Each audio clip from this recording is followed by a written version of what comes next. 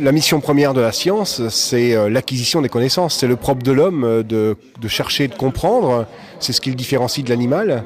C'est la compréhension, l'acquisition des connaissances. La recherche, je l'aperçois comme un acte gratuit, comme la culture, comme la peinture, comme la musique. Et bien sûr, dans notre société où tout doit être marchandisé, ce qui est gratuit, ça n'a pas sa place. Et donc aujourd'hui, la recherche fondamentale qui a pour but simplement d'acquérir et de diffuser la connaissance n'existe plus. On est obligé de faire de la recherche appliquée pour exister en biologie.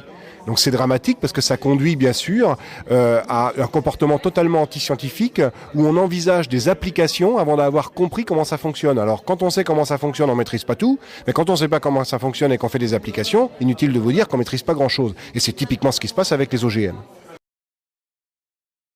Je prenais tout à l'heure l'analogie avec les effets spéciaux et le cinéma, c'est exactement ça. C'est-à-dire que les effets spéciaux devraient être au service du cinéaste, ils le sont pour réaliser une œuvre cinématographique. Et en fait, ce qu'on fait, c'est qu'on fait souvent des effets spéciaux pour faire des effets spéciaux, et puis pour que ça ressemble à un film, on met une histoire autour pour que ça se vende. Et bien avec les OGM, on est exactement pareil. On fait des OGM pour faire des OGM et on invente une utilité sociale. C'est-à-dire qu'on nous invente le prétexte de la fin dans le monde, comme si la fin dans le monde était un problème scientifique et technologique. Il faudra alors nous expliquer pourquoi, alors qu'aujourd'hui on produit nettement plus que les besoins mondiaux, et il y a 80% des gens qui meurent de faim. Et puis on nous invente par exemple le fait de faire des médicaments avec les OGM. Mais attendez, ça fait 25 ans qu'on fait des médicaments avec les OGM en laboratoire, en espace confiné. Et on n'a jamais été les mettre en plein champ pour autant. Donc on marche complètement sur la tête. Je prenais l'exemple tout à l'heure d'un colza qui est victime d'une maladie d'un champignon.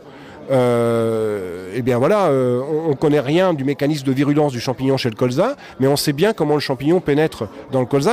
Ça a besoin des pétales. Il faut que les pétales soient collés en tombant à la tige ou à la feuille pour que le champignon rentre. Eh bien on a dit on va faire du colza qui résiste au champignon, on va faire du colza sans pétales. Comme si on faisait, pour résoudre le problème des pellicules des hommes sans cheveux ou des hommes sans sexe pour s'affranchir des maladies sexuellement transmissibles. Il y a d'autres alternatives quand même. On va faire appel à une technologie qui, pour répondre à un problème environnemental, est elle-même génératrice de problèmes environnementaux. C'est la fameuse fuite en avant dans laquelle on se trouve, et on est totalement dans la croyance, la technoscience qui va tout résoudre, la croyance, et bizarrement, ce sont les scientifiques qui sont les plus critiques, qui sont qualifiés par ceux qui croient d'obscurantistes. C'est quand même assez paradoxal.